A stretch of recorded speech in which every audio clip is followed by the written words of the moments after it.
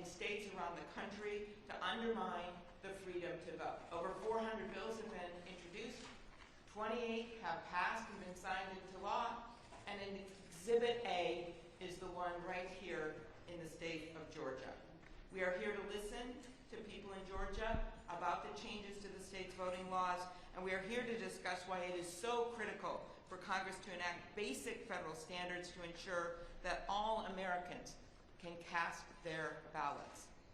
I would like to thank my colleagues who are in attendance. Of course, Senator Reverend Raphael Warnock.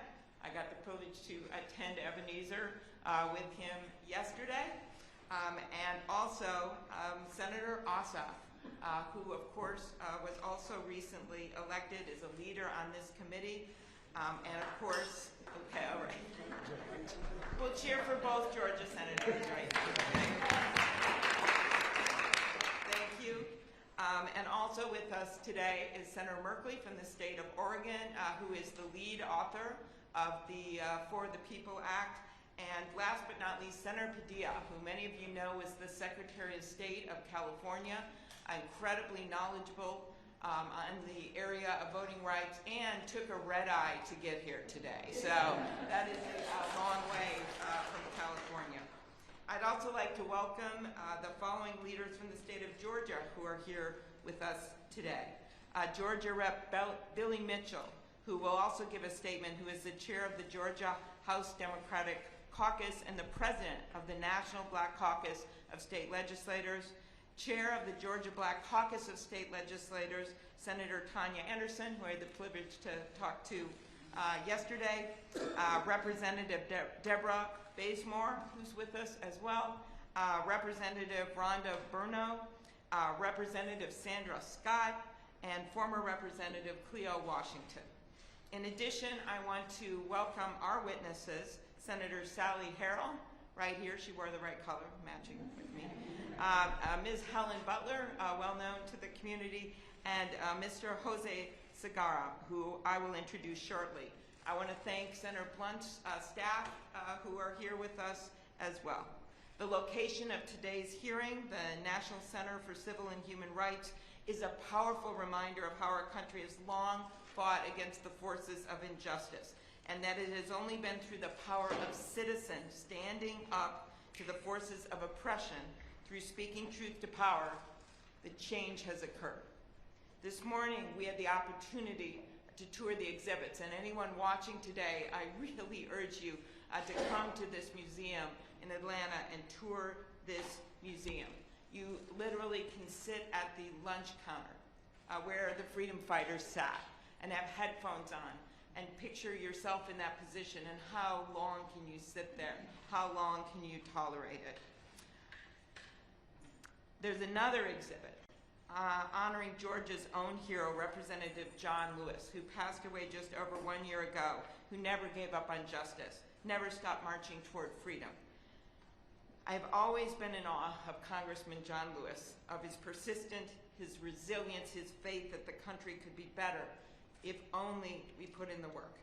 His faith in our country led him to coordinate efforts for the Mississippi Freedom Summer, recruiting college students from around the country to join the movement to register black voters in the South. And it took him to Selma, where he helped lead 600 marchers across the Edmund Pettus Bridge on that dark day that became known as Bloody Sunday. The horrific events of that day shocked the nation, with marchers attacked with billy clubs and tear gas. Congressman Lewis's skull was fractured. He bore the scars until the very end of his life. Soon after, President Lyndon Johnson came to the Capitol, and as he said, with the outrage of Selma still fresh, called on Congress to take action to guarantee the right to vote. Months later, with the help of former Minnesota Senator and Vice President Hubert Humphrey, the Voting Rights Act was signed into law. I was fortunate, like every single senator up here, at points in my life to visit that bridge. And one in particular stands out for me. It was actually the 48th anniversary. That weekend, after 48 years, the white police chief of Montgomery handed his badge to Congressman Lewis and apologized for not protecting him and the freedom marchers. 48 years is a long time for an apology. And it only happened because Congressman Lewis never quit fighting for progress, for civil rights, for economic justice. But now, over 5 decades since that day in Selma, and since the Voting Rights Act became the law of the land, so much of the progress that Americans have fought for, that are documented in this museum, that Americans have died for, is at stake. It is no coincidence that this assault on the freedom to vote is happening just after the 2020 election, when nearly 160 million Americans cast a ballot, more than ever before, in the middle of a pandemic, in an election that the Trump Department of Homeland Security declared the most secure in history. This year alone, as I noted, hundreds and hundreds of bills have been introduced. That is why we are here. We are here in one of the states today where legislation was signed into law by Georgia's governor in March. The new Georgia law not only limits the number and availability of ballot drop boxes and puts limits on the hours of early voting, it also strips power away from local election officials and ultimately puts it in the hands of the state legislature, something that Reverend Senator Warnock has introduced a bill to change. This new law also reduces the time for runoff elections from 9 weeks to 28 days. And since Georgia law requires voters to be registered for at least 29 days before the election day, this means that previously unregistered voters won't be able to make their voices heard in the runoffs. Do you think it's a coincidence that it's 28 days for the runoff and then 29 days when you register? It's not one bit of coincidence. It is a blatant exercise of raw power. It also limits early voting for runoffs to 1 week, Monday through Friday, so you can't vote on weekends, allows a single person to challenge the registration of an unlimited number of voters, and makes it a crime for volunteers to give food and water on a nonpartisan basis to people in line. With similar bills now being considered in state legislatures across America, or signed into law already, this is a coordinated effort to limit Americans' freedom to vote. Our Constitution, in Article 1, Section 4, has equipped us to do exactly what we should do. That provision makes clear that Congress has the power to make or alter laws governing federal elections at any time. It is as clear as day. We must meet this moment. As President Biden said in Philadelphia last week, this is the test of our time. That is why we are here to hear firsthand about the attack on voting rights in Georgia, why we must pass the For the People Act, which we're all co-sponsors, of which Senator Merkley is the chief sponsor. This would create those basic federal voting rights that are allowed for by our Constitution, that were clearly anticipated in our Constitution, as well as cut down on the dark money in our politics and do something about ethics reform. With that, it is my honor to introduce our first witness and your senator, Reverend Raphael Warnock of Georgia. Well, thank you so very much, and I want to say welcome to all of my colleagues to the great state of Georgia. We are very glad to have you and to welcome you to our state. Thanks so much, Chair Klobuchar, for inviting me to speak today about the urgent need for federal voting rights legislation. I'm especially grateful that the members of the Rules Committee have come here to the state of Georgia for its first field hearing in 2 decades. And we'll hear from Georgia advocates, many of whom I've worked with and alongside across the years, like Helen Butler, who have long been on the ground in this fight. And they can speak extensively to the detrimental impacts of voter suppression in Georgia. Over the last year, Georgia has become ground zero for the sweeping voter suppression efforts we've seen gain momentum all across our country. We saw record-breaking voter turnout in our last elections. What we did in Georgia this last election in terms of turnout should have been celebrated by everyone, regardless of political party. But instead it was attacked by craven politicians who are more committed to the maintenance of their own power than they are to the strengthening and maintaining of our democracy. Spurred by the big lie, these same actors are now busy rolling back voting rights in a way that we have not seen in size and scope since the Jim Crow era. In fact, Georgia became the first of now 19 states in just a few short months to pass laws that restrict voter turnout in the wake of the November 2020 election. My home state exemplifies the effectiveness of these suppression efforts, as well as the power and the opportunity of what federal voting rights legislation can accomplish. Your vote is your voice. Your voice is about your human dignity. The fight for voting rights is to fight for human rights. There's nothing more noble, more important for us to do in a moment like this. And sadly, what we're seeing in Georgia is an attempt to deny certain people the ability to have their voices heard in our democracy. As I've said time and time again, some people don't want some people to vote. So they're trying to deny access to the ballot, to set up hurdles that voters have to cross as if voting is a privilege and not a right. So this new law in Georgia, SB 202, would make voting harder for countless Georgians by creating these hurdles that voters have to jump through in order to request an absentee ballot, while also reducing the number of drop boxes where voters can return their ballots, by making it harder for community organizations to assist voters, whether from requesting a ballot to just handing out a bottle of water, by letting a single person make unlimited mass challenges to the ability of other Georgians to vote, clearing the way for baseless accusations. Imagine that, your neighbor being able to challenge countless numbers of other citizens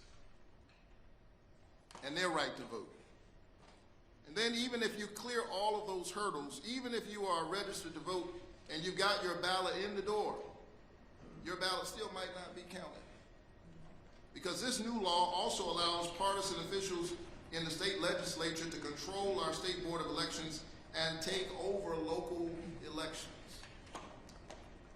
It allows them to engage in these takeovers even while the votes are still being cast.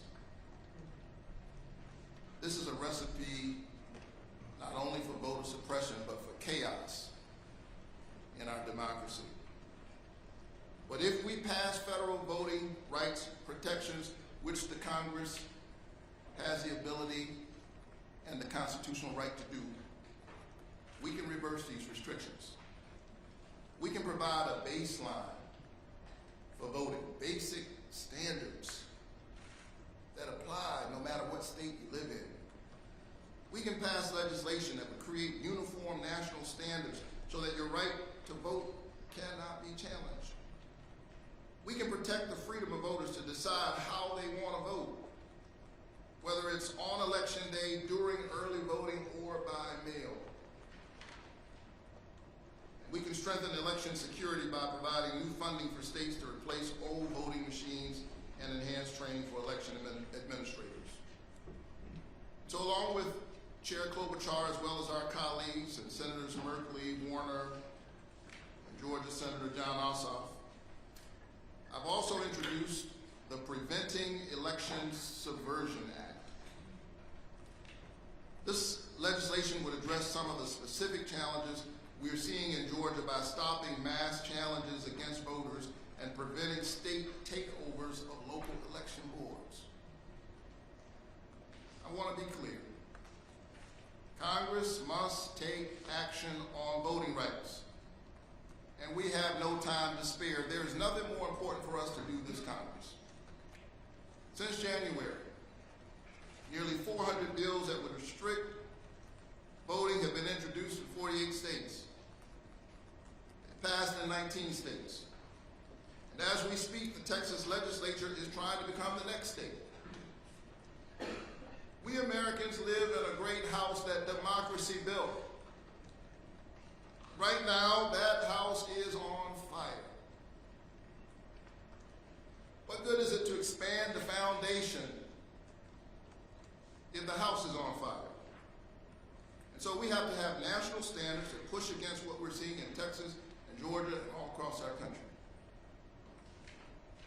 While our brave brothers and sisters in the Texas legislature have risked so much to stop this effort, I am disappointed that some members of the United States Senate could not even bring themselves to open up debate on this critical issue. That's what went down the other day in the Senate, not the bill, but the ability to have a debate on the maintenance of our democracy.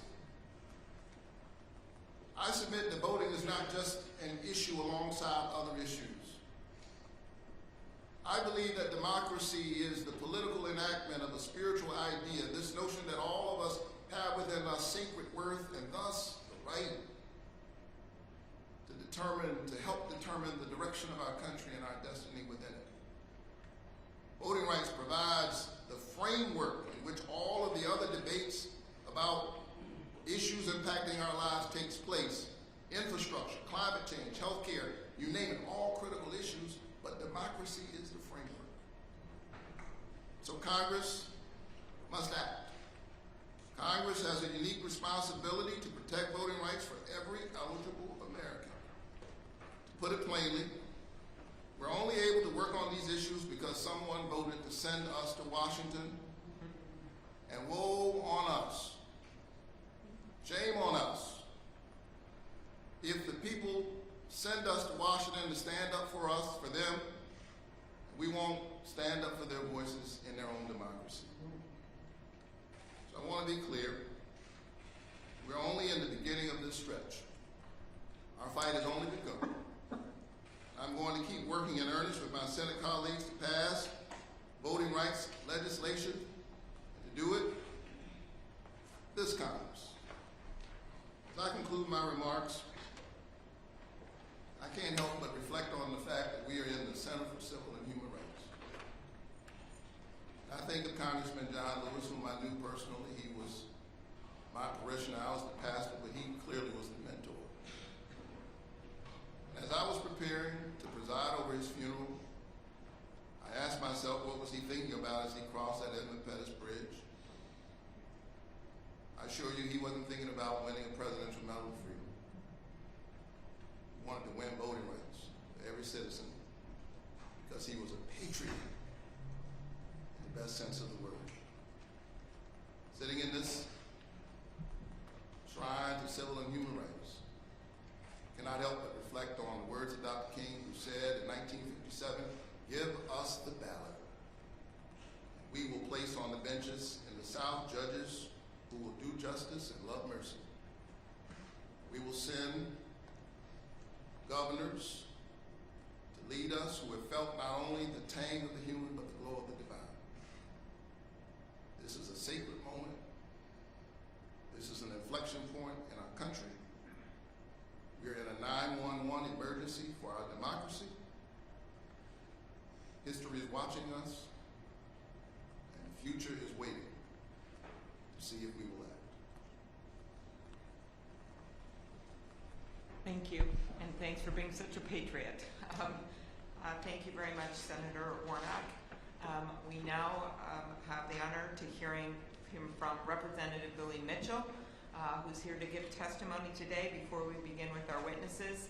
As I mentioned, he is the chair of the Georgia House Democratic Caucus and president of the National Black Caucus of State Legislators, a 740-member organization of African American state legislators from across the country. He represents Georgia's 88th district, which includes parts of Stone Mountain, Tucker, and Lithonia. Thank you for being here, Representative Mitchell. Thank you, Chairman Klobuchar, Ranking, and in absentia, Ranking Member Blunt, and members of the committee. Because I sit here before you today as a member of the largest state legislative black caucus in the nation, give some deference to our chair, Senator Tanya Anderson, because we were literally in the trenches of this issue, doing whatever we could to combat and in some cases prevent it from being worse of all. Because in large measure, it is the voters that we represent that will be mostly negatively affected by these new laws. Because we value this committee's purpose here today and so appreciate your members, particularly your member and our Senator John Ossoff and your Senator Raphael Warnock, who gave remarks. I want to express my sincere appreciation for this opportunity to come before you. And if I may, Madam Chair, I can tell you firsthand that Senators Ossoff and Warnock are not only extraordinary public servants, but the kind of people that make you want to take leave from your job, to speak all over the state on their behalf, to give and to do all you can to motivate voter participation.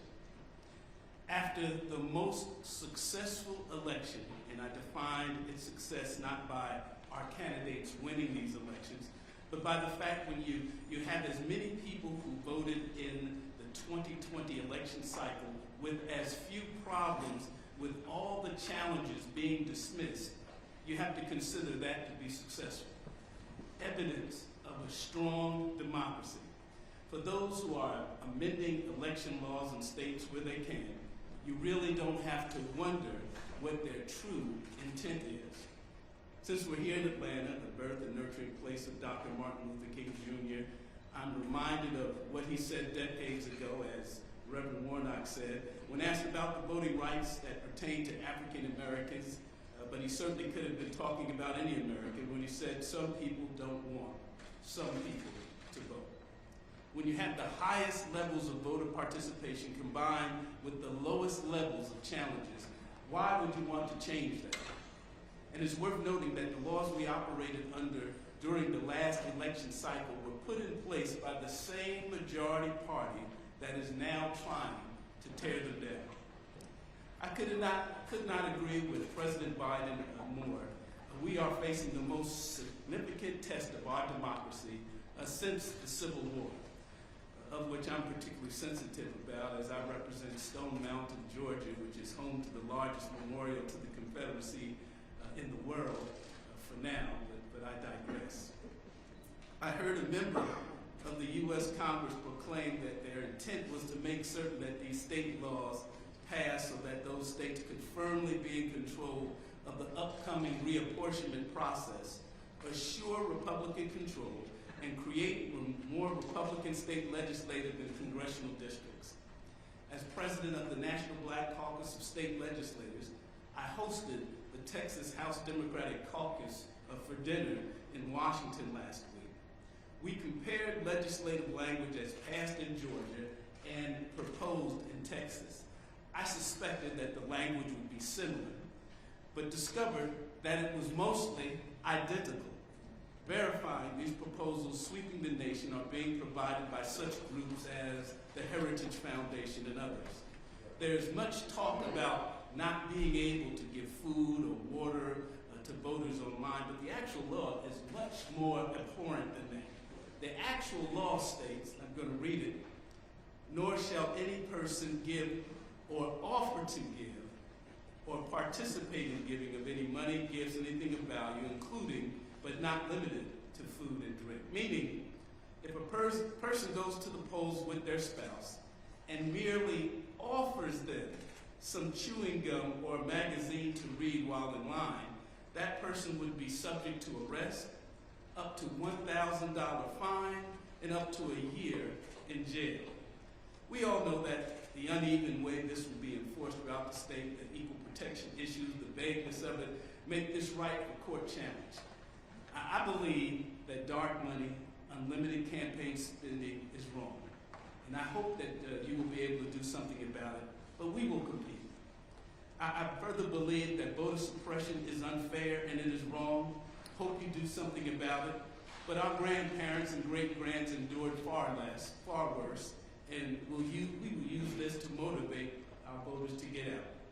But what I am most concerned about, and hope you come up with a solution for, is cheating umpires that these laws are creating.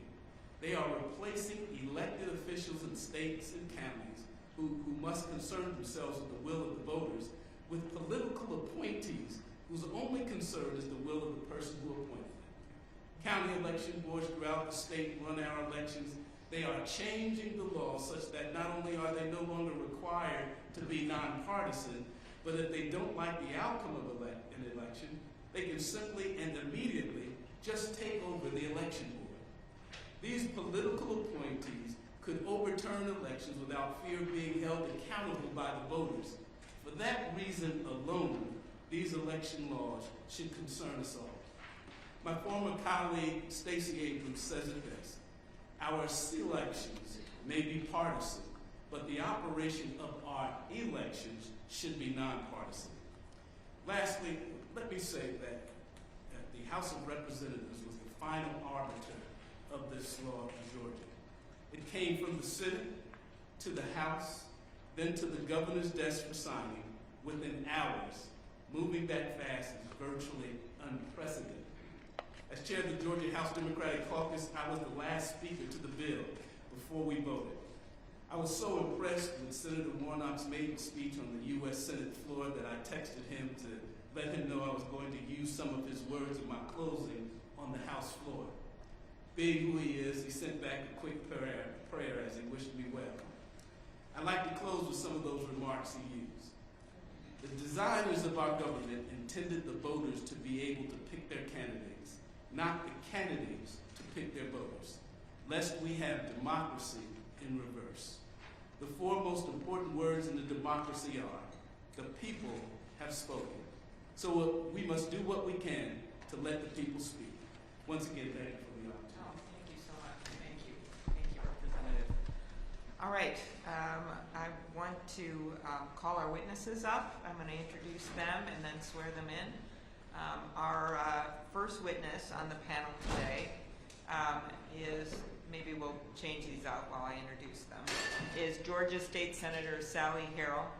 Since 2019, Senator Harrell has represented Georgia's 40th Senate district, which includes DeKalb, Fulton, and Gwinnett counties. Senator Harrell serves on 5 committees, including the Senate Ethics Committee, which has jurisdiction over election and voting issues. Senator Harrell also has served 3 terms in Georgia's House of Representatives from 1999 to 2005. She received her bachelor's degree in social work from Georgia State University and received a master's degree from the University of Georgia. Our second witness is Helen Butler, who serves as the Executive Director of the Georgia Coalition for the People's Agenda and is a former member of the Morgan County Board of Elections. Ms. Butler has worked for the Georgia Coalition for the People's Agenda since 2003 and served on the Morgan County Board of Elections from 2010 until just last month. Ms. Butler previously served as a member of the State of Georgia Help America Vote Act Advisory Committee, and in 2013 she was appointed to serve on the U.S. Commission on Civil Rights as a member of the Georgia Advisory Committee. Ms. Butler recently received the AFL-CIO's Dr. Martin Luther King Jr. Defender of the Dream Award, and in 2002 she received the National Associations of Secretary of State Award for Voter Education. Ms. Butler earned her Bachelor of Business Administration and Masters of Public Administration degrees from the University of Georgia, and she was one of the first 50 African American students to attend the University of Georgia after the integration of the school in 1961. Finally, our third witness is Mr. Jose Antonio Segarra, a resident of Houston County and a Georgia voter since he moved to Georgia in 1992 as an Air Force officer and registered to vote in the state that same year. Mr. Segarra has served in the Air Force for 35 years and is an engineer at Roberts Air Force Base. He served for 6 years as a military officer, including serving during Operation Desert Storm. Mr. Segarra has voted in every general election in Georgia since moving to the state, including the November 2020 presidential election and January 2021 Senate runoff elections. During both of those elections, he voted early and in person. He waited for over 3 hours in line during the November presidential election and also waited during the January runoff election. He was determined to vote. He lives in Warner Robins, Georgia, with his wife of 33 years and has 3 children and 1 grandchild. Now we will swear in the witnesses. Stand up. Thank you. Do you swear that the testimony you give today is the truth, the whole truth, and nothing but the truth, so help you God? Thank you very much. All right, so why don't we start with you, Ms. Harrell. Thank you for being here. Yes, thank you, Madam Chairwoman. Members of the Senate Rules and Administration Committee, thank you so much for coming to Georgia today to hear our story. We desperately need your help. I am Senator Sally Harrell, and I currently I'm serving my 5th term in the Georgia General Assembly, representing the northern suburbs of the Atlanta area. In my capacity as a minority member of the Senate Ethics Committee, I have deliberated several large and impactful pieces of legislation in Georgia, including House Bill 316, which paved the way for a statewide procurement of new computerized voting machines with printed ballots, paper ballots, and more recently, Senate Bill 202, the bill that just became law in Georgia. Though Senate Bill 202 bears the title Senate Bill, you might be surprised to know that this bill was never vetted by the Senate Ethics Committee. When Senate Ethics passed Senate Bill 202, it was a 2-page bill addressing absentee ballot applications. The House replaced this bill with a new 98-page voting bill, and the only vote that the Senate had on this new bill was to agree or to disagree with the changes made by the House.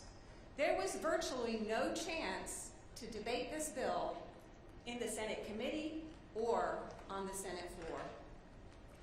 The Senate Ethics Committee did, however, consider dozens of election bills during the 2021 session.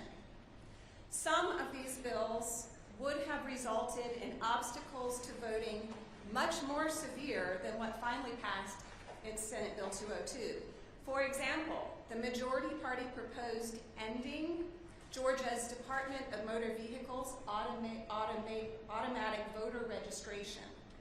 They attempted to eliminate Sunday early voting, and thus the popular program Souls to the Polls events that are found in our Black communities. They also tried to eliminate no excuse absentee voting, which they themselves had enacted when they gained power in 2005. All these discussions were held in committee rooms eerily void of the public. This was due to the pandemic, but it was also due to constant last-minute meeting notices, as well as committee hearings scheduled before dawn and after dusk. Election bills were rushed through and voted on along party lines. The Georgia Secretary of State, who oversees our elections, was never asked to address the committee. Minority Party committee members often saw bills for the first time minutes before they were voted on.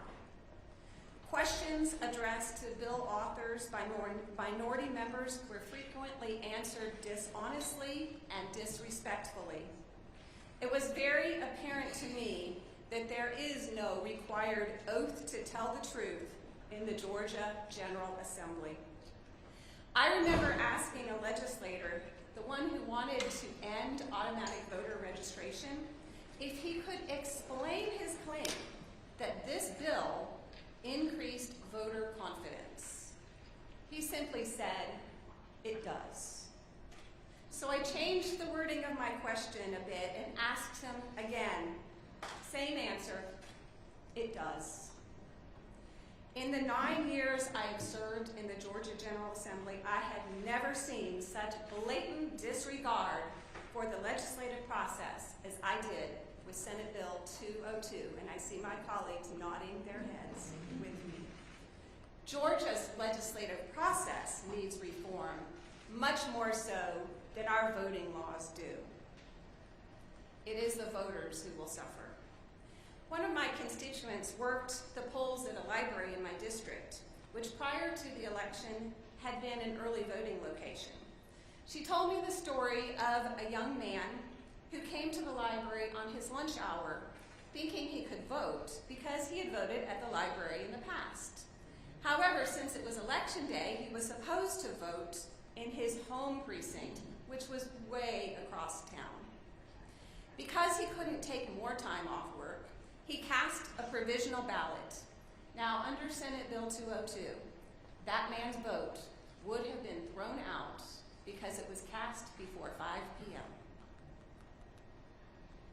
Had the majority party not rushed through Senate Bill 202 with total disregard to public comments and input from experts, the Georgia General Assembly could be holding hearings right now, learning and studying actual problems with our election system, rather than reacting from fallout from conspiracy theories and lies.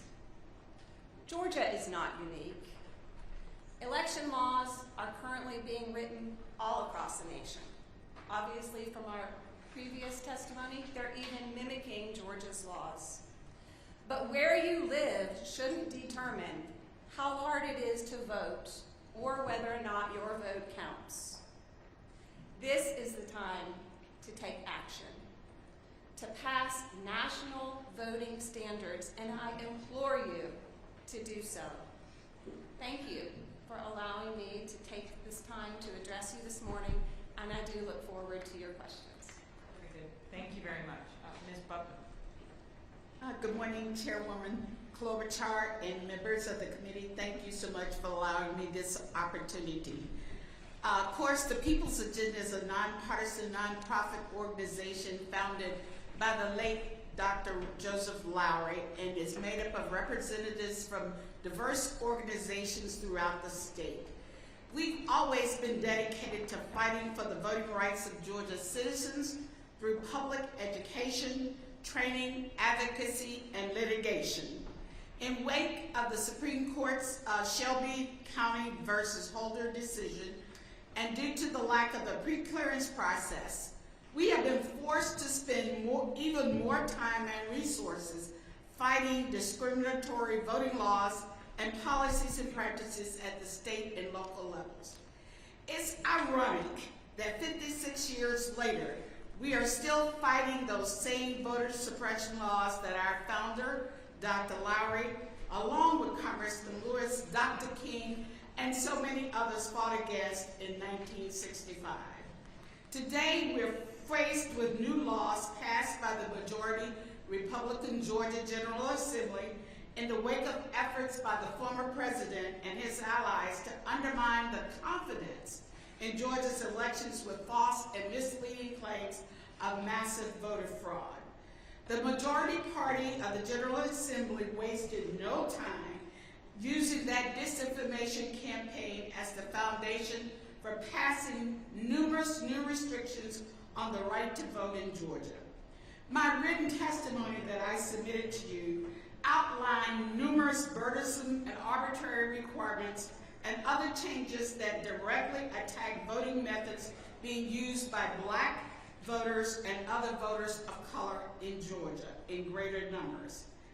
These changes also impact nonprofit civic engagement organizations like ours, which devotes substantial time and resources to register, educate, and mobilize communities of color and assist voters from before and on election day through our election protection program. But I want to talk about today my service as a member of the Morgan County Board of Elections. I served there from 2010 until my termination as a board member on July 1st, 2021, following the passage of a separate law placing the power to appoint board members in the hands of a majority white and Republican Board of County Commissioners instead of its long-standing bipartisan appointment process.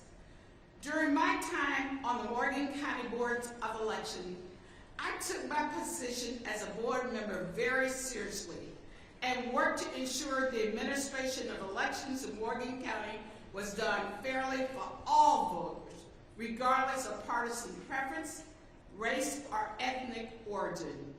We certified elections, determined which polling locations should be open. We counted the absentee ballots. We decided whose provisional ballots counted. We never had a violation during my time that I served on this board. The reconstitution of county boards of elections to ensure majority party control and the takeover provisions under SB 202, allowing for the majority party in the legislature to dictate policy by the state election board, to take over the day-to-day administration of county boards of elections, and remove county supervisors of elections, raises the specter that the goal will be to nullify the lawful votes of Georgia voters when the majority party is not satisfied with the outcome of an election, thereby achieving a result that the former president was unable to obtain in 2020. In short, the numerous changes in SB 202 attacking voting methods increasingly used by Black voters and other voters of color, taken in conjunction with the undemocratic takeover of boards of election, may lead to the partisan nullification of lawful votes, clearly demonstrate why federal standards must be enacted to restore the full protection of the Voting Rights Act, including the John Lewis Voting Rights Advancement Act, S1 for the People Act, and SB S2155 Preventing Election Subversion Act of 2021. It is critical. It was not just in my county of Morgan County that they have taken over control. They are now looking at other locations to take over. We worked too hard to ensure equal and fair access to the ballot to turn back now.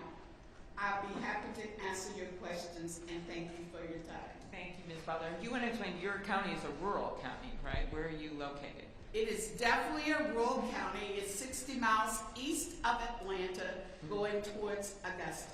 Okay. I mean, not everyone's from Georgia here, so I thought it'd be good to clarify that. Okay, Mr. Segar. Good morning, Madam Chairwoman Cloture and members of the committee. Thank you for the opportunity you have given me to express my voting experience in the 2020 general election. I came to Georgia as a U.S. Air Force officer in August of 1992. I served in the Air Force between 1986 and 1992 and served during the Gulf War. I still work for the Air Force at Robbins Air Force Base. Voting is sacred to me. I see the voting process as one that should be as easy as possible for all eligible voters. And I feel like voting rules should be everything but in no way to restrict people's freedom to vote. This past year, I had to go to extraordinary lengths to accomplish the simple but consequential task of casting my ballot. I, along with thousands of Georgians, had to wait for hours in order to cast my vote. In fact, I had to go to the polls twice in order to vote. The first time, I went to the closest polling place opened the first day of early voting. That was Perry Courthouse in Perry, Georgia. I went with an elderly couple in the 70s. We arrived at 7:15 in the morning, Tuesday, October 13, knowing that the voting polls would open at 8 a.m. We thought that we arrived with plenty of time to vote quickly and be in our way. To our surprise, there was already a line around the courthouse, snaking all the way around the block. One of my elderly friends is a knee replacement candidate and is a diabetic, and his wife, a retired teacher from the state of Georgia, has an acute arthritis condition and uses a walker. I was worried about them standing in line and going up the stairs, as there was no separate line for people with disabilities. We knew that they could not sustain waiting in that line, so we left without voting. They ended up voting by mail. A week later, on October 27, 2020, a Tuesday, my wife and I went back to early vote. This time, we went to the Middle Georgia Technical College in Warner Robins, which was open only for the last 2 weeks of early voting. We arrived around 3 p.m. My wife had a co-worker who recently moved from Puerto Rico and was new to Georgia. She registered to vote, but had no previous experience voting in Georgia and was confused about the process. We arranged to meet her at the time we arrived at the line at the polling place.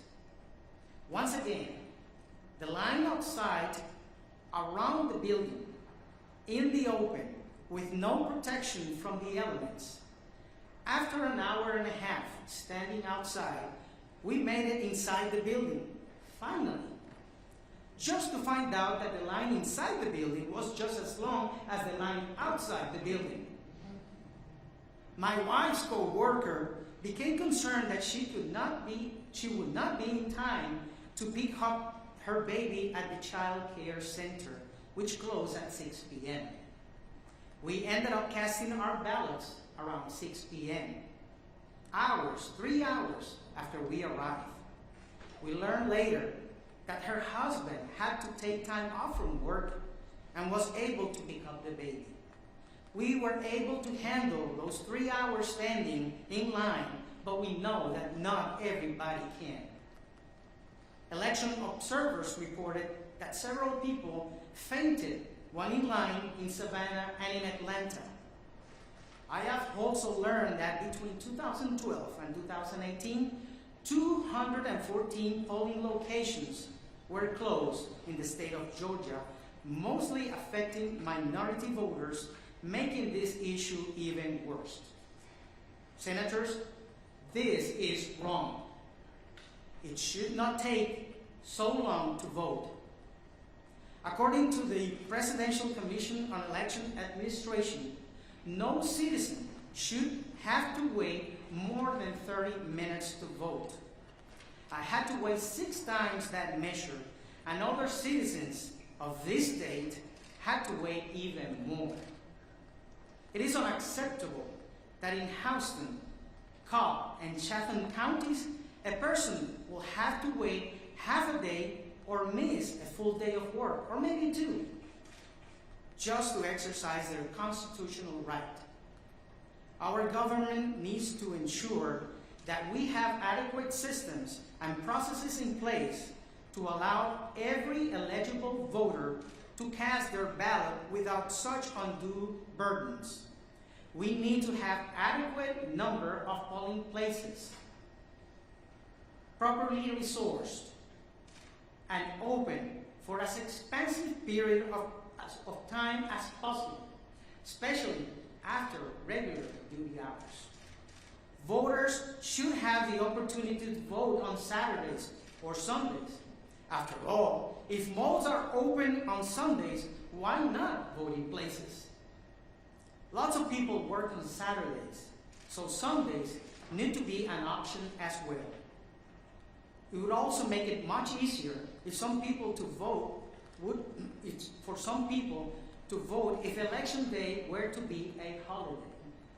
In conclusion, I serve my country as a member of the armed forces and continue to serve by encouraging voting in my community. I am here to respectfully ask for your help, Senators, in protecting the freedom of all voters to vote, regardless of their political affiliation, by passing legislation that will address the unacceptably long waiting in lines and ensure that every eligible voter has the opportunity to participate, not just those of us who can take 3 hours off from work and stand in line, and so that nobody has to choose between a paycheck and exercising a much sacred constitutional right. Thank you. Thank you very much, Mr. Segar. Thanks to all our witnesses. I do want to make clear that we, of course, gave the opportunity for our colleagues on the other side of the aisle to provide witnesses to defend the law, but they chose not to have anyone here, or had trouble finding anyone here, to defend this law. With that, I would like to ask you, Mr. Segarra, as someone who has served our country, shared your story about what happened in Houston County in South Central Georgia. When you signed up to serve our country, to join the Air Force, you didn't have to wait in line. Is that correct? That is correct, ma'am. And most people you know who served, they were probably welcome to serve and to put their life on the front line, and they didn't have to stand in a waiting line. That is correct. Do you agree that voters shouldn't have to wait in line to participate in our democracy? Most definitely.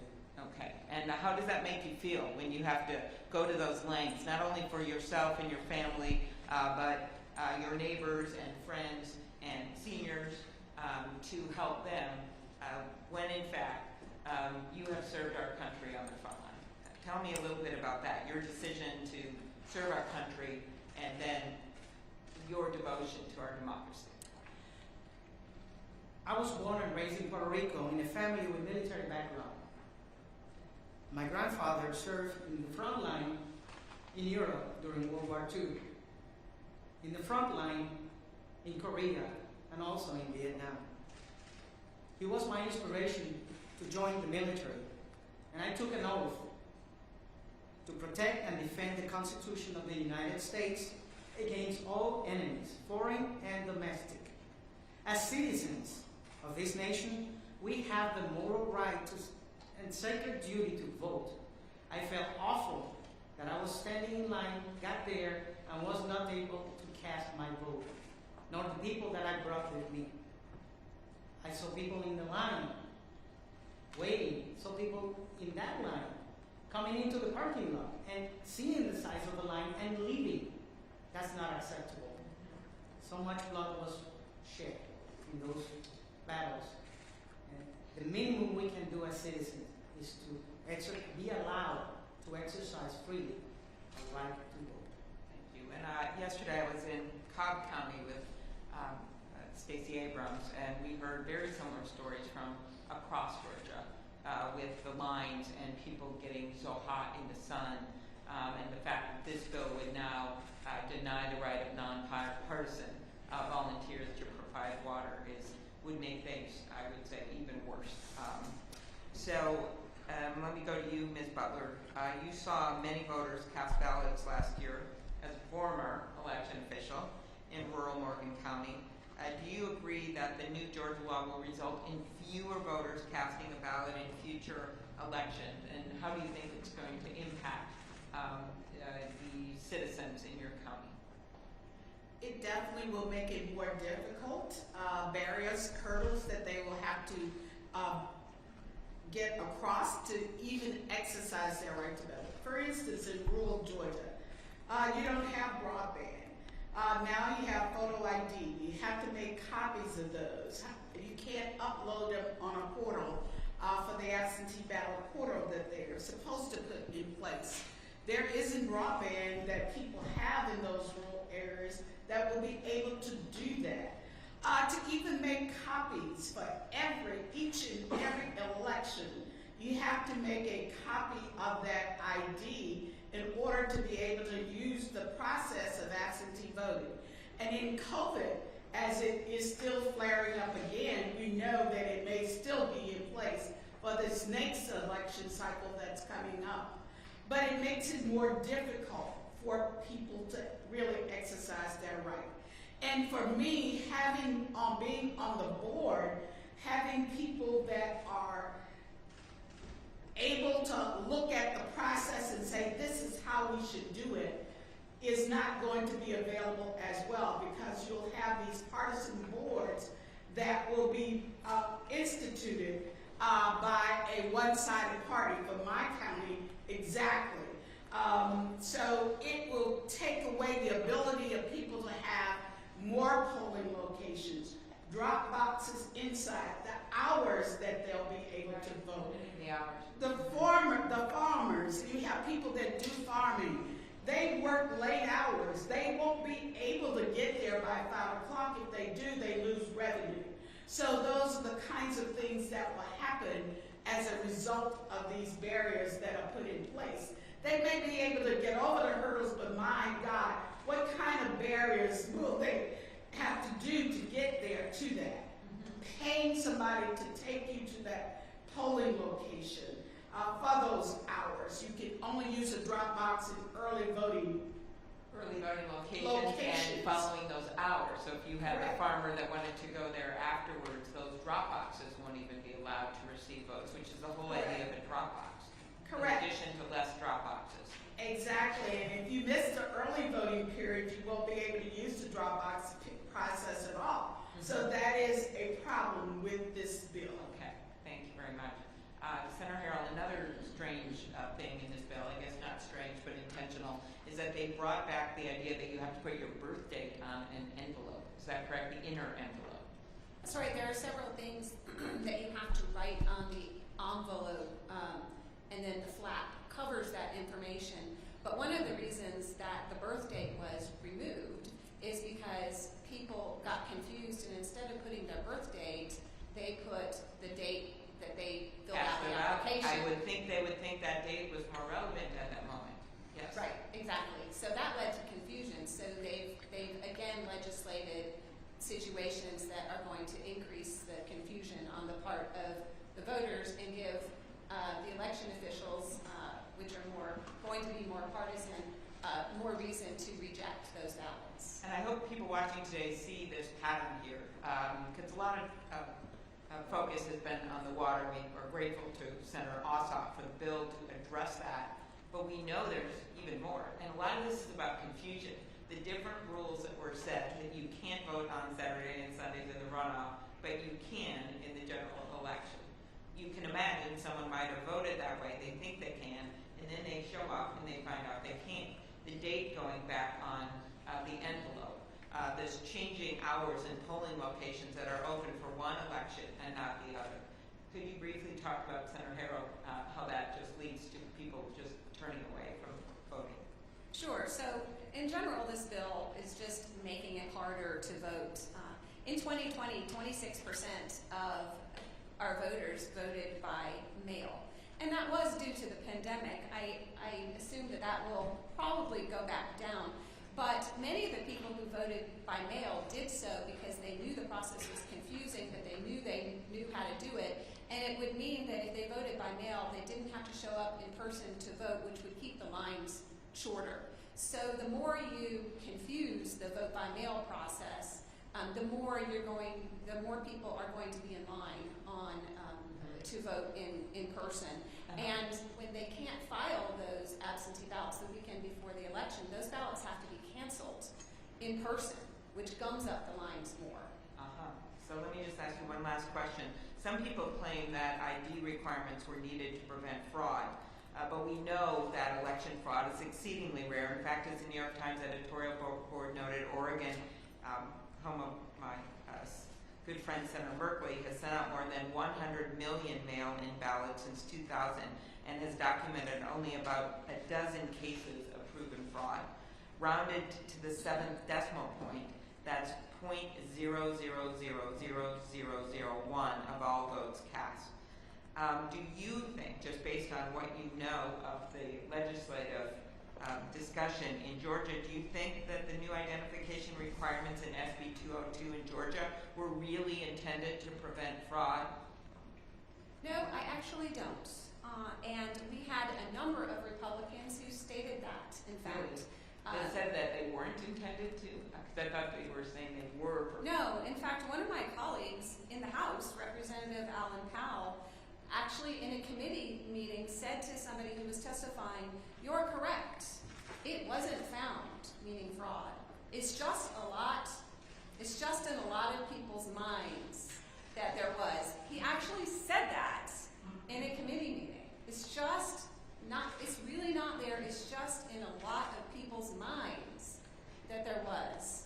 So this legislation is based on things of the imagination in people's minds. Well, and much worse stuff than that. So I would call that, as a former prosecutor, a smoking gun piece of evidence where you have someone admitting that there really isn't fraud, but they're going ahead anyway. So thank you. Senator Merkley. Thank you, Madam Chair, and thank you all for your testimony. Mr. Segarra, you mentioned that a lot of voting locations were eliminated. I think you said hundreds of voting locations that had a bigger effect, if I understood you correctly, on communities of color. Did I understand that correctly? That is correct. So we have a bill, the 1965 Voting Rights Act, which says that denial of the ability to vote or the abridgment to vote is unlawful when it is targeted at communities of color. It sounds like certainly, at least in spirit and perhaps in law, a violation of the Voting Rights Act. That is correct. And so I'm very struck that there was this significant factor of using long lines and fewer voting locations targeted at communities of color.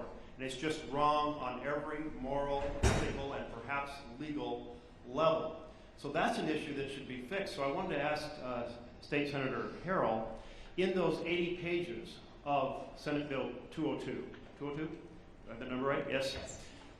Did they address having a fair number of precincts and a solution so that people would not have to wait in line so that everyone would have a fair and free equal chance to vote?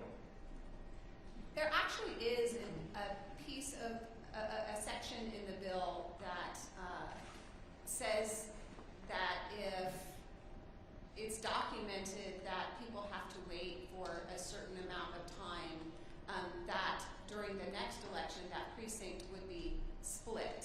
But that's a bit of a smoking gun as well, because another tactic that's been used in the past for voter suppression is the changing of precinct locations. Okay, so voters are creatures. People are creatures of habit. They tend to, if they did something one way once, they think that that is supposed to happen the same way the next time, and that's logical. So the voting location changes, or the voting location, the precinct gets split. They go to where they used to vote and wait in line, and their name's not on the roll, so then they have to go someplace else, or they go someplace and it's closed and they don't know where to go. Right, and so promising to do it in a future election is pretty irrelevant because they can change the precinct locations any way in all sorts of other fashions. One of the points of confusion I also heard was that the early voting locations were not necessarily the same as election day locations, and that created confusion. Does the bill that was written address that real problem? No, it does not. And that is a huge issue for voters, showing up where they voted early and finding out that they can't vote there, like the gentleman that I described. In fact, they made it worse because they said if you vote out a precinct on election day, too bad, your vote is burned up, wasted, Unless it's after tossed 5 aside, o'clock. shredded. That is really completely outrageous. As the chairwoman pointed out, in Oregon we've had vote by mail. It was initiated by Republicans in our state who wanted to increase turnout in the Republican Party. We have vote by mail in Utah, a very red state. So this has not been a partisan issue at all, in that it serves all citizens well, and it's an antidote to the antics on election day. Because what we see across the nation is it's so easy to discourage or obstruct voting on election day. You move the location. You put the location where there's not enough parking. You understaff it so people are in long lines. We heard yesterday about folks who had waited, one man 6.5 hours, one woman 7 hours to vote. People have children to pick up at daycare. They have jobs they can't be apart from. They have health conditions. So aren't these election day tactics really basically another new form of Jim Crow antics to try to prevent black Georgians from voting? Mrs. Butler? I would say yes, it is. It's for people of color. It was put in place just for that purpose. Long lines and making it more difficult is just the barrier. Well, I was struck by the testimony that the no excuse vote by mail was implemented while the state, as I understand it, was a majority Republican in the legislature, in the House and the Senate, and I believe the governorship as well in 2005. So what magically happened? Were there, as pointed out in Oregon, we have found fraud is infinitesimally rare. And when it happens, that fraud is normally somebody who moved into Oregon from another state, so they voted in an earlier primary, then they vote in a later primary, which they're not supposed to do, or something of that nature. No, we're talking even those small number of cases that to the 7th decimal point rare. But was something dramatically different in Georgia that suddenly vote by mail became a documented source of corruption or illegality? Well, it was primarily used beforehand by non-people of color. This time, because of the pandemic, a lot of people of color decided that they weren't going to get exposed to COVID, so they used the vote by mail process. We were pushing vote by mail. We wanted people to be safe. We wanted our election workers to be safe. So therefore, we all did vote by mail. We have been pushing for decades now, souls to the polls, our vote from the comfort of your pew. I did a program with faith-based organizations where we would teach them how to use the absentee voting process and do it as a Sunday activity where they all fill out their ballots at home, bring it, put it in the mail bin, the mailman picks it up, and they will have voted from the comfort of the pew with their pastors. That's a process we were teaching them to do. So when this tool was primarily utilized by white voters, it was promoted and celebrated. But when black Georgians said, we too will use this tool, suddenly it came under attack by the legislature. Yes. I'm just extraordinarily appalled by this. Because we were the first vote by mail state, we in Oregon pay a lot of attention to this. And there are multiple provisions, which I will not go through because you're all familiar with them, attack to making it harder to do vote by mail, from drop boxes to ID requirements, so on and so forth. But this is of extraordinary concern that here we are in the year 2021, 56 years after the Voting Rights Act was passed, and we thought we had finally come to the point of a full understanding of America that we are all about fair and free elections for every American to participate in, new forms of obstruction. They're more subtle. Right? I think Georgia was the first state in the union to produce a poll tax to try to prevent poor individuals from voting and communities of color from voting. Well, here we are with a modern version of that, and it is deeply disturbing, and I thank you all for your testimony. Thank you, Senator Merkley. Senator Padilla. Thank you, Madam Chair. I want to pick up on an issue that Senator Merkley raised about the partisanship versus bipartisanship nature of this whole conversation.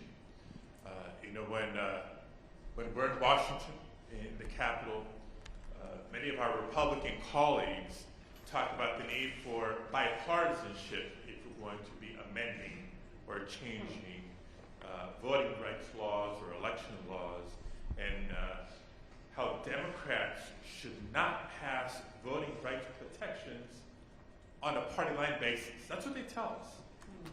Now, look, I agree. We shouldn't have to. Defending our fundamental right to vote should not be a partisan issue. It should be a non-partisan issue. And just last week in a Judiciary Committee hearing, reminded our colleagues, both sides of the aisle, of this radical concept I think we all were taught in high school government class, that our democracy works best when as many eligible people participate. We actually went around the table with the witnesses, both Democratic witnesses and Republican witnesses, and asked the question if they agreed or if they disagreed. Of course, they all agreed, our democracy is stronger when more eligible people participate, not less. But unfortunately, our Republican colleagues' deeds don't match their words. They'll say publicly that they support voting rights, but their actions show something different.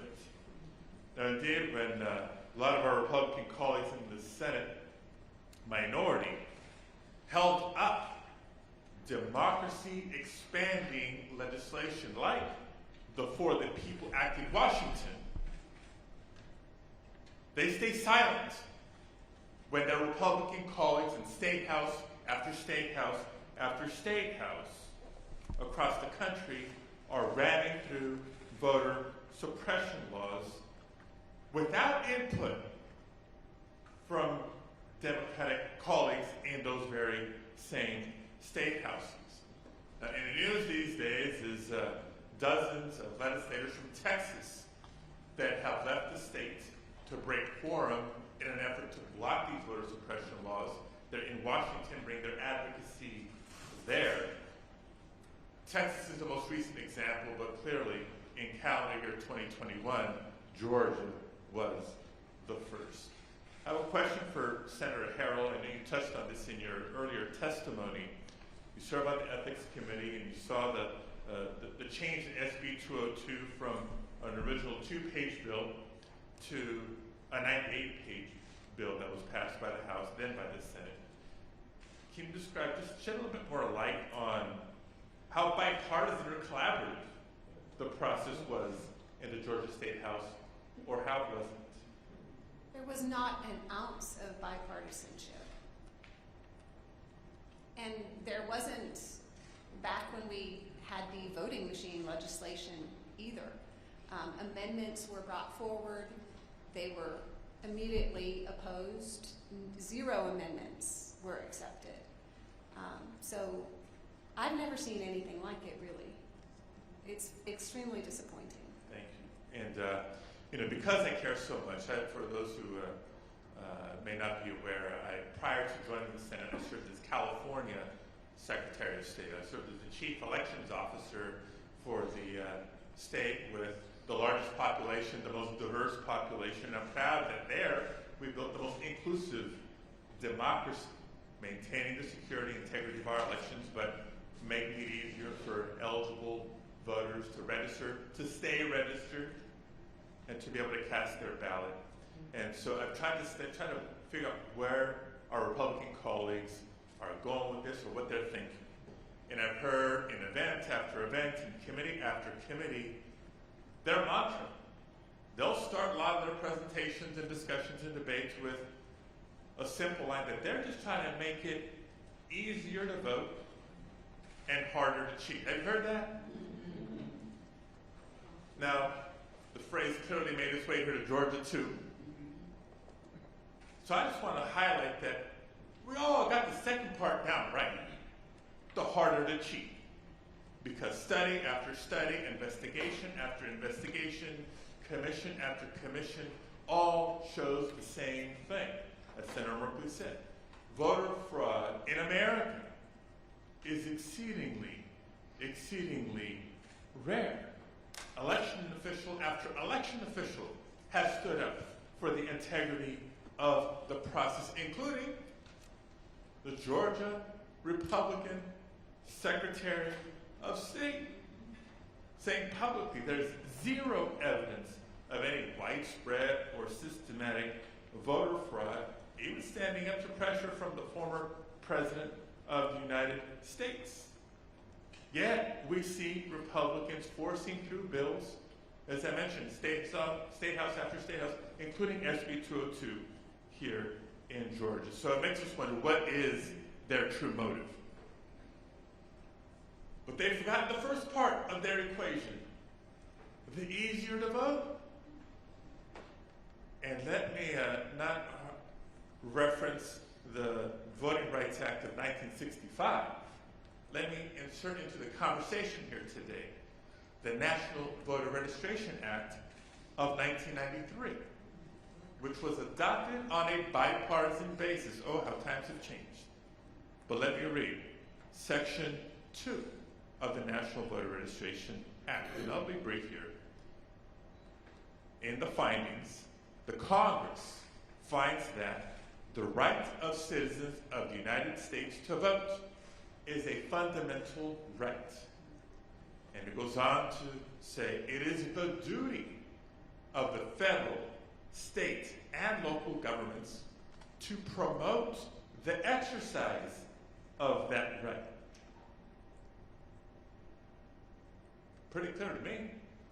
Pretty clear. So should we not be better focused if we have the election security piece down, putting more energy and effort onto what it is that truly makes it easier for eligible people to vote, and focus on the issues of long lines, focus on the issues of unfair provisional ballot policies, focus on maybe making it so that more people can vote by mail without needing an excuse, without having to be of a certain age, all these things. So again, and maybe with Senator Harrell, then we'll go to Ms. Butler and Mr. Segarra, one or two examples of SB 202 as, are we making it easier to vote? Or were we violating the National Voter Registration Act and not facilitating people's participation in our democracy? Senator. Yes, I wanted to actually correct myself. When I said 0% bipartisan support, I'd like to change that to 2%.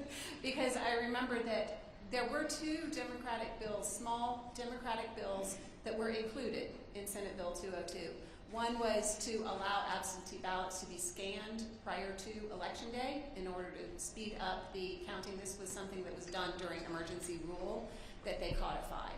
The second was a colleague of mine had a bill that required signage to be put up, 4x4 signs at precinct places that had closed or were changed. And that bill was included in Senate Bill 202. So since I am testifying under oath, I wanted to clarify that I wanted to up the 0% to 2% Okay, participation. excellent. Anyone else want to add anything? Okay. You said what would make that it would make it easy to vote? Well, I think Or hard. I'm just trying to vet well, one of the hard things, of course, is out of the provisional ballot process. Out of precinct voting would make it more difficult for people to exercise their right to vote as opposed to what is required under HAVA to allow them to do that. So to me, that is a provision that needs to be corrected to allow people to vote provisionally.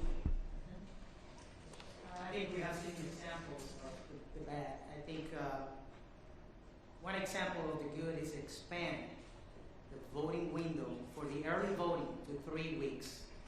I think it's very important that people have more time to exercise that constitutional right. I'll just end with a quick note, because and I'm way over my time, but this before 5 versus after 5, on the one hand, some people say that's completely arbitrary.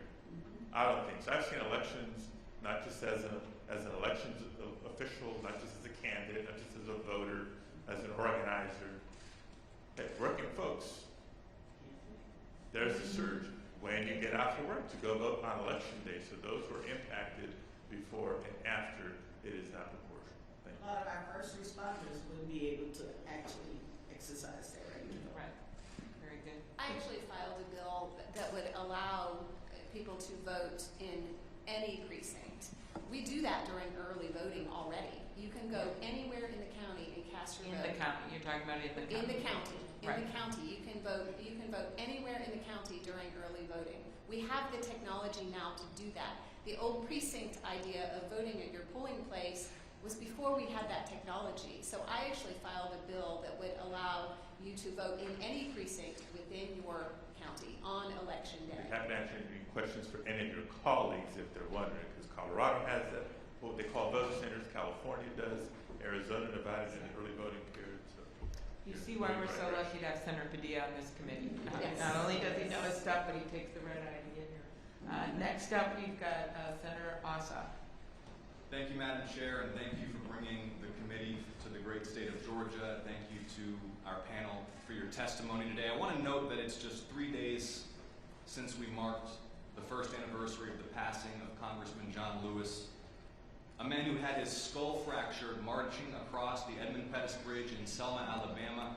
His self-sacrifice and the sacrifice of hundreds of others that day, paving the way for passage of the Voting Rights Act of 1965. And as you all know well, Congressman Lewis was proud of the progress that our country has made, but he also urged vigilance, because the right to vote can never be taken for granted, and that vigilance is seriously needed today, as Georgia's state legislature has passed restrictions on ballot access surgically targeting black voters in the state of Georgia, restricting access to early voting and runoff elections, restricting access to absentee ballots, making it a crime punishable by up to 2 years in prison for a nonpartisan Good Samaritan volunteer to hand a bottle of water to a voter unjustly forced to wait 5 hours to vote. And these restrictions are not meant to solve any real problem observed in the administration of Georgia elections. The only real problem for Georgia's GOP is that they lost. But don't take it from Democrats, don't take it from me, take it from them. Take it from our Republican Lieutenant Governor, Jeff Duncan. Take it from our Republican Secretary of State, Brad Raffensperger. Take it from the Chief Operations Officer at the Secretary of State's office, Gabriel Sterling, who all avowed repeatedly that there was no evidence of widespread fraud, that it was a secure election conducted successfully. SB 202 passed in this state is a gross and transparent abuse of power, partisan legislation intended to make it harder for some voters to vote, to protect Republican power in this state. And we, as the United States Congress, under Article 1, Section 4 of the Constitution, have the full authority to establish minimum standards for ballot access across this country, to protect the right to vote, and to prevent state legislatures from abusing their legislative power for partisan ends. And I want to ask you, Ms. Butler, to shed some light on the intent of this law, which, as I mentioned, restricts early voting and runoff elections, restricts access to vote by mail. What were the demographics of voters, Ms. Butler, in the 2020 election who made heaviest use of early voting and voting by mail? Well, early voting in Georgia is very popular. Over 60% of people exercise that method of voting, and certainly it was people of color, African Americans, Asian, Latino, that really used that method to vote because of the pandemic. Beforehand, most of the time we would vote in person, early voting. But this time we used absentee voting, we used early voting. We used both of those tools to really exercise our right to vote.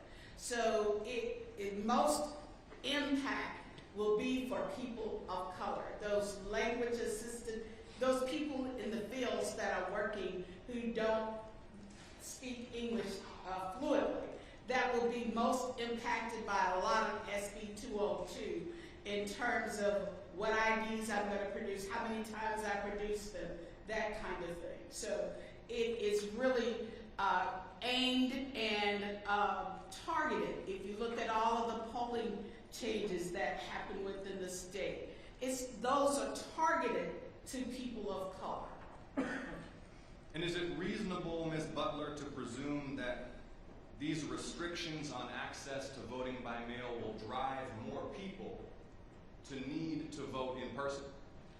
Of course it will. I mean, if you can't exercise the absentee ballot process because you don't have the IDs, and by the Secretary of State's own words, there are approximately 3% of the 7 million registered voters who didn't use an ID during that process. Well, that's approximately 200,000 people that can change any outcome of the election. But most of those people are people of color who don't have access to the ID that is required. So yes, it will force them to stand in line and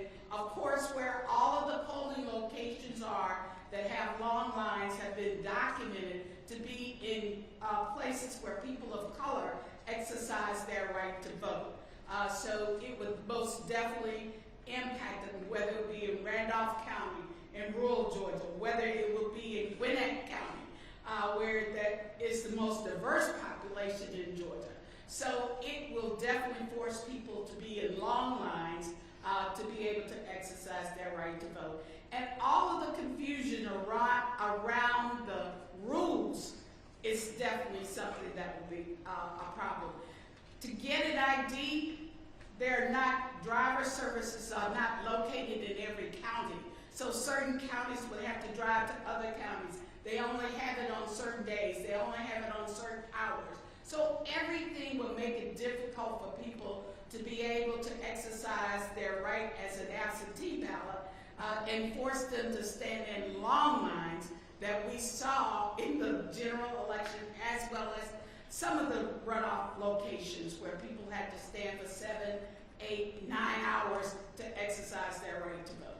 So Ms. Butler, just to get it very clearly for the record again, we are restricting access via this partisan legislation in Georgia passed by the Republican state legislature to voting by mail, driving more people to need to vote in person, while at the same time restricting access to early voting in runoff elections, driving up the time folks will have to wait. By the way, as I mentioned to you once, Ms. Butler, my wife and I had to wait 4.5 hours to vote in the primary last year. We voted at a majority black precinct.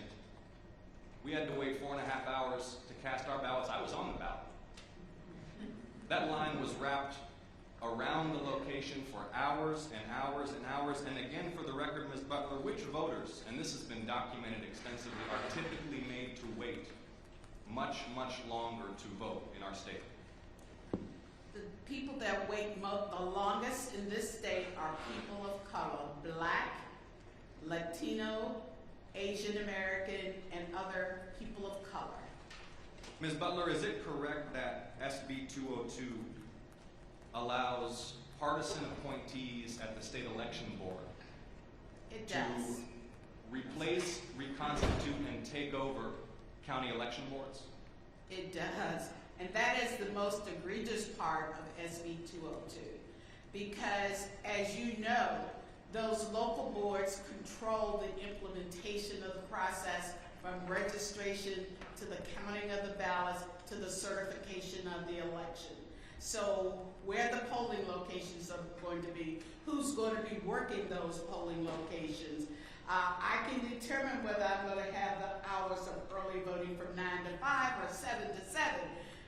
But it is arbitrary. It gives a lot of leeway. But again, if I don't like the outcome of a type of election, then with the reconstitution of the boards, they can take over and put in place a person that really has no knowledge of the process and can just implement what they want to have. So partisan appointees can now take over local election boards, and isn't it the case, Ms. Butler, that our own Republican Secretary of State in this most recent election was threatened with political and personal reprisal and potential criminal prosecution by the sitting President of the United States if he didn't, quote, find the votes, end quote, to overturn the will of the people in Georgia?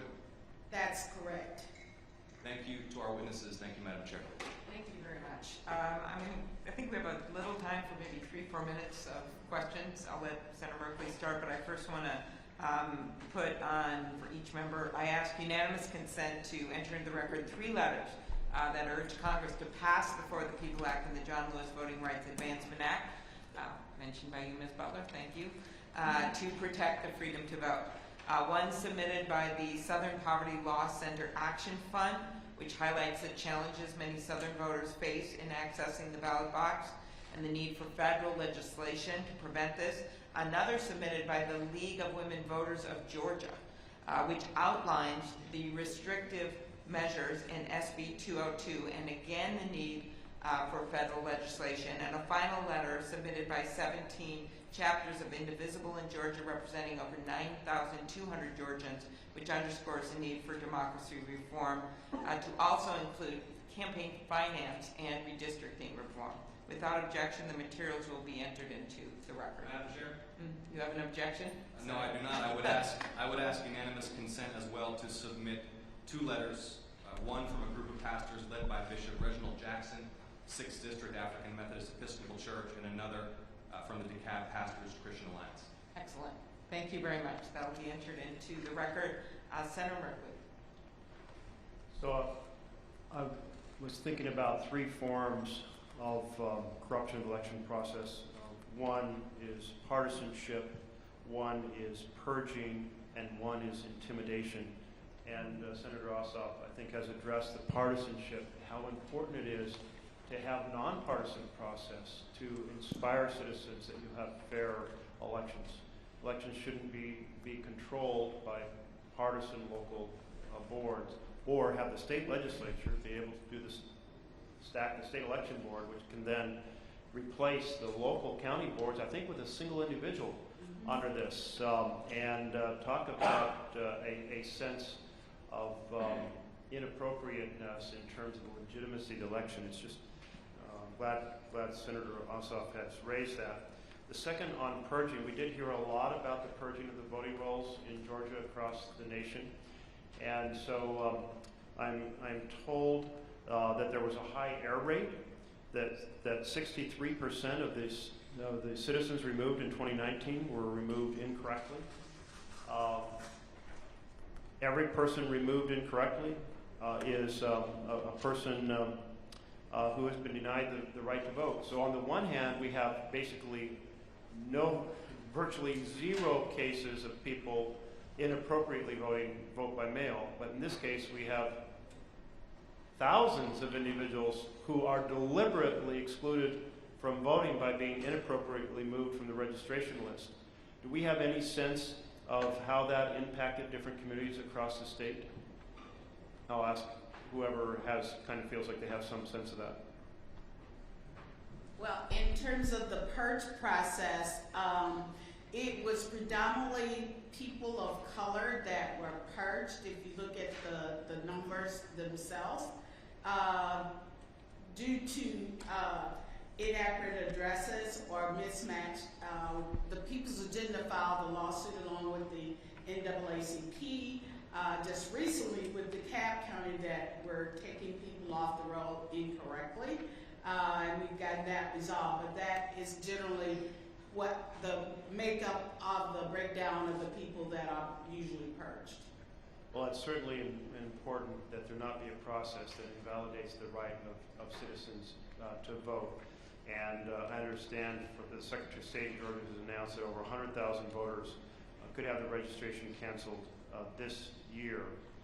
And the highest number are in Democratic-leaning counties, so another form of bias being introduced. I wanted to turn to that third factor, which is intimidation, and the issue that has been raised in election law from mass challenges, that one individual can challenge the legitimacy of basically everybody in that precinct, I believe, to be able to vote, and then if they don't appear in court to defend themselves, like it becomes guilty until proven innocent. If you don't appear in court in 10 days, get notified, appear, your vote is invalidated. Senator Harrell, would you like to elaborate on what problem this is trying to address, or alternatively, what unfairness this is creating? Yes, I'm glad you brought this up because this is a section of Senate Bill 202 that most of the people in the public don't know about and has not been discussed by the media. But it's current law that citizens can challenge people's registration or their vote.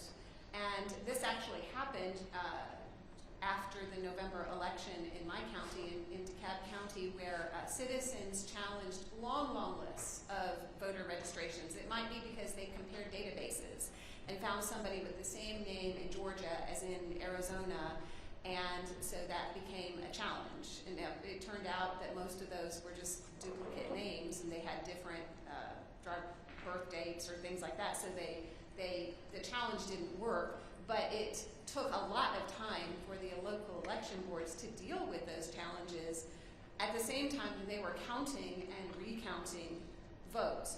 What Senate Bill 202 does is removes the cap for how many people can be challenged. So unlimited numbers of names could be challenged now, which gums up the system, it's just one of those tactics. It's another one of those tactics. It just takes time away from people's jobs, and that is a form of intimidation.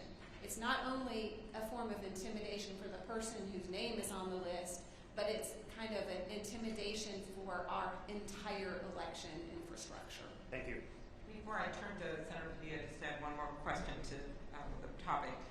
For the January 2021 Senate runoff elections, a Texas-based group actually challenged the eligibility of over 360,000 Georgians. I assume they didn't know them, but only a few dozen cases had any. Is this true that they challenged this from Texas? I have read that there's a specific organization that's behind these challenges. Okay. All right. Thank you. Senator Padilla. I have a follow-up elections administration question for Ms. Butler, but before I do that, I know we talked about the trends in vote-by-mail participation in different voter groups. I just wanted to add some statistics and data to the conversation. And for the record, we know in Georgia, like in most parts of the country, black voters have historically been less likely to cast their ballots by mail than white voters. There's something to be said about showing up and watching that ballot go into the ballot box. But in recent years, that's changed, and especially in the 2020 election cycle. Black voters' reliance on absentee voting increased dramatically, even surpassing that of white voters. In November 2018, only 7% of black voters voted absentee. 2 years later, November 2020, almost 30% cast an absentee ballot, compared to about 24% for white voters. In the 2021 runoff, almost 28% of black voters cast an absentee ballot compared to 22% of white voters. Appreciate, Ms. Butler, you keep recognizing it's not just black voters, it's voters of color, communities of color more broadly. You know Georgia is increasingly diverse. The Latino community registration has increased by 60% from 2016 to today. Latino turnout has grown by about 70% in the 2020 cycle, and similar trends when it comes to vote by mail, same for Asian voters, Native Americans, etc. So I just thought that was helpful to add some data to the recognition of that. The elections administration question is this: part on absentee ballots requests. As I understand, when requesting an absentee ballots, voters must now include either their driver's license number on the application, and if they don't have that, then they have to include a photocopy of some other form of ID. When alternative, for example, they could have maybe used the last four of social as part of the voter record, part of maintaining accurate voter lists. But when a voter votes to absentee ballot, they can include either their driver's license or the last four of the social. So why the difference in the criteria for requesting the ballot versus submitting the ballot? It seems to me that causes some confusion. So that's one question. The other part is the change in the drop box policy, not just the reduction in the number of drop boxes, which should be adding convenience, not less, but also what seems to be like an arbitrary deadline of 3 days before the election, you can't use the drop box anymore. Let's take first about the IDs for requesting a ballot versus actually voting the ballot.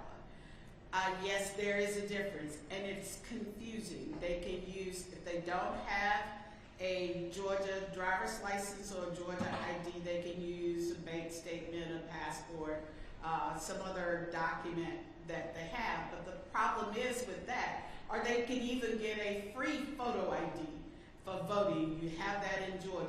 But even with the free photo ID and the other forms of ID, you have to provide a copy of that ID.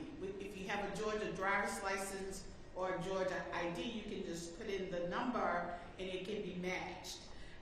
And again, to have the difference between the Social Security number and the driver's license is just to confuse the voters, because now what do I need for the application? What do I need for the actual exercise my ballot? It's just confusing, and therefore having more for people to understand what the process is.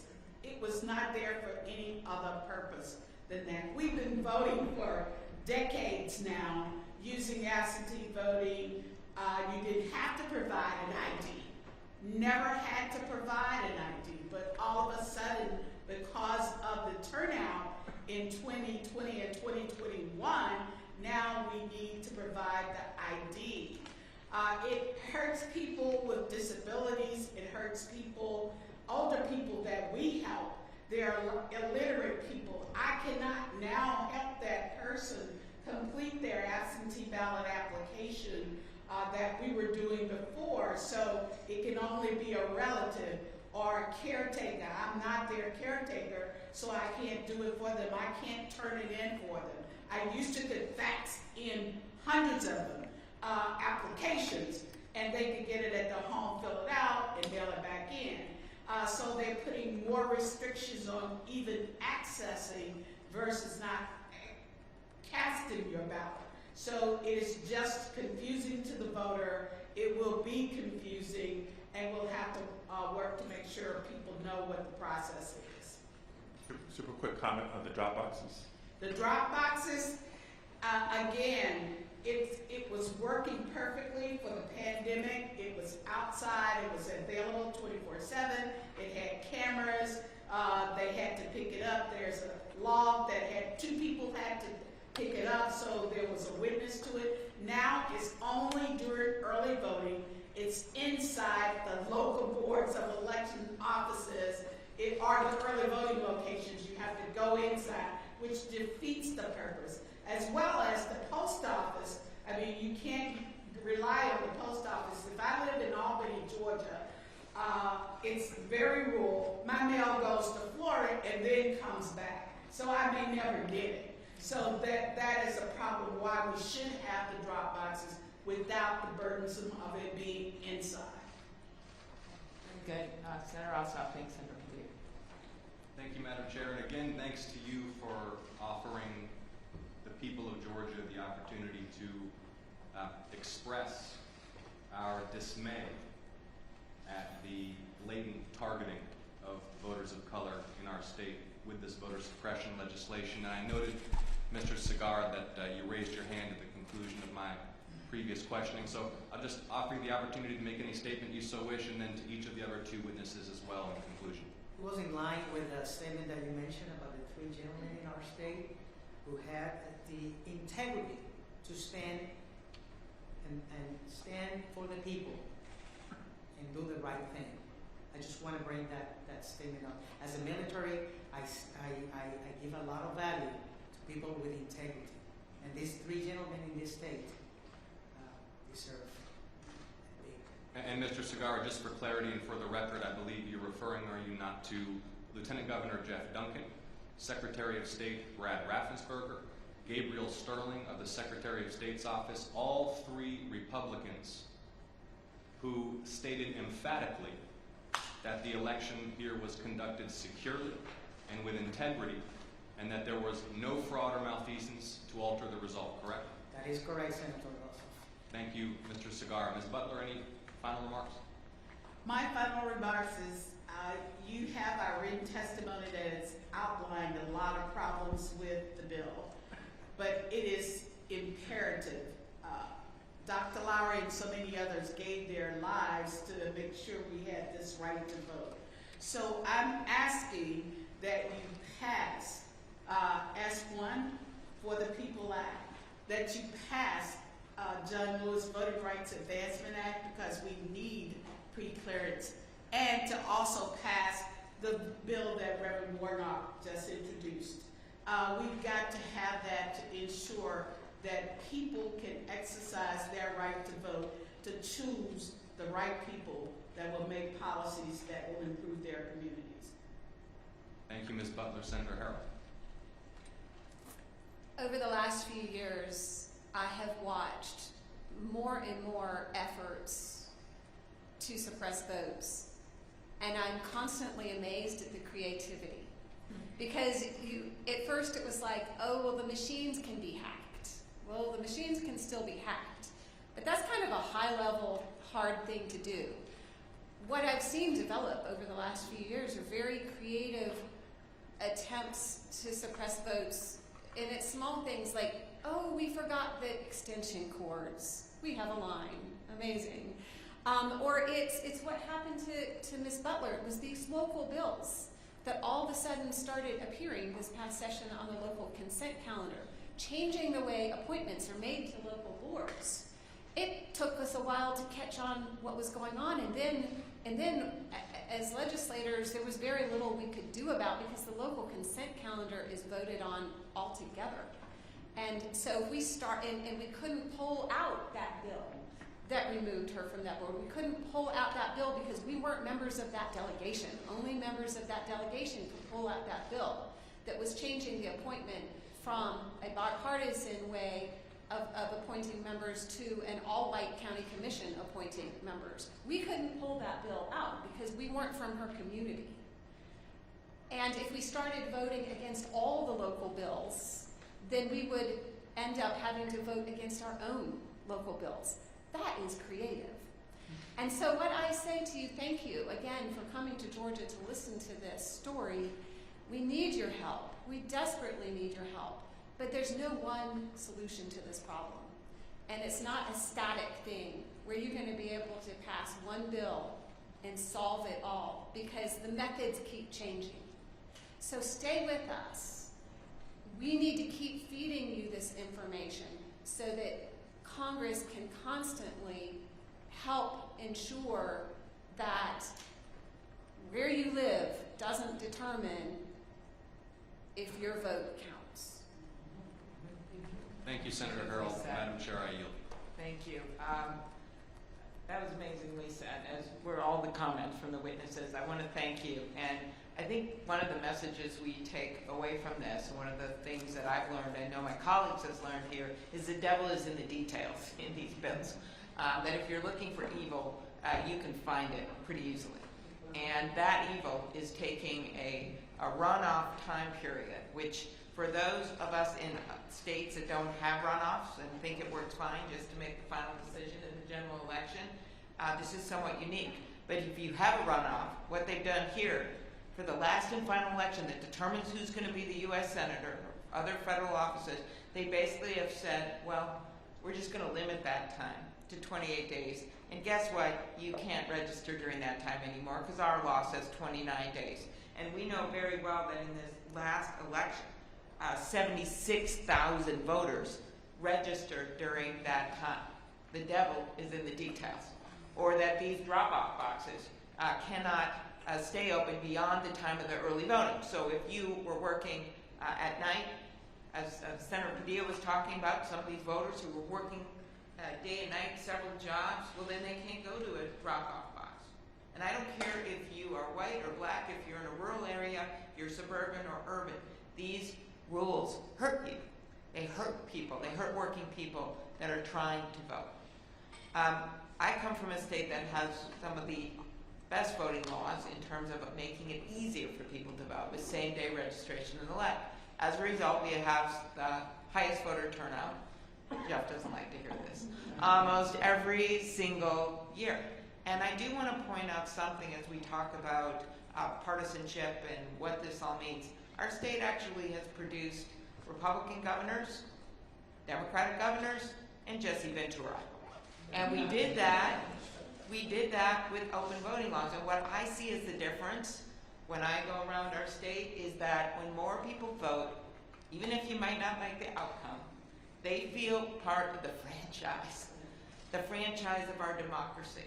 So I think it is really important to note for our colleagues back in Washington, we're all going to have to leave very soon because we don't want to lose our right to vote in the next vote we're taking this evening. We have to get on a plane and go back. But that this is about our very democracy. And what we've learned here today has been incredibly helpful because so much of this is, like we said, in the details. And that's why we came today. And we've got to be as sophisticated in Washington as the people who are trying to mess with us. That's what civil rights legislation was back in the 60s. And as Senator Harold just pointed out, people are doing this again. They're finding new ways to mess with the fundamental right of citizens to vote. And so the way you get at that is you're supposed to find salvation from the Constitution and from the federal government. And this is that moment. Senator Merkley? So John Lewis said the right to vote is precious. It's almost sacred. It's the most powerful nonviolent tool we have in a democratic society. I think we all know that the vote is really the pulsating heart of a republic. It's under attack in a way I could never have imagined across the country. We have a responsibility under Article 1, Section 4 of the Constitution to set terms and conditions, basic standards across the country to secure the vote. It isn't just about fairness for the citizens of Georgia. Every citizen in the country is affected by having honest and fair elections everywhere because it affects the representation in Congress. And that affects laws that affect every citizen. So we all have a stake in this. As we entered the museum, there is the quote that it's powerful. I've heard it all my life, where Senator Martin Luther King quoted the book of Amos. And what he said before that is he was referring to the barriers to voting targeted at black Americans and whether we would be satisfied while those barriers still remain. And then he said this, quote, "No, we are not satisfied until justice rolls down like water and righteousness like a mighty stream. And we are not going to be satisfied until we fully defend and protect the right to vote for every American, take on the issue of billionaires buying elections with dark money, and end gerrymandering. That is our responsibility." Okay, next, Senator Padilla, some closing remarks. I'll be brief and yield the bulk of my time to Senator Ossoff, our home state senator here. Thank you for the hospitality. Just want to make something very, very clear for everybody. What we've done here today, what we're trying to do in the Senate, it's not about Democrat or Republican. It's about our fundamental right to vote. Thank you. Very good. Senator Ossoff. Well, thank you again, Madam Chair, and thank you again to our witnesses and to my colleagues for coming from across the country to examine the impact of this voter suppression law in Georgia. And I want to close by reflecting on something that Ms. Butler stated in her final remark, that the blatant racial targeting of this legislation makes so clear how vital it is that we restore the pre-clearance provisions under Section 5 of the Voting Rights Act. And the legislation to restore pre-clearance is indeed the John Lewis Voting Rights Advancement Act, and our efforts to pass that legislation will continue robustly. Thank you again to our panel. All right, thank you very much to the senators, to our witnesses, to Senator Warnock for being here. We really appreciate it. And the hearing record will remain open for 1 week, and people are welcome to put anything on the record, including defenses of this bill, which we did not hear today, I think for good reason. But the hearing record will remain open, and we look forward to seeing all of you in the future, both in Georgia and in Washington, D.C., where we must get this done. Thank you. Hearing is adjourned.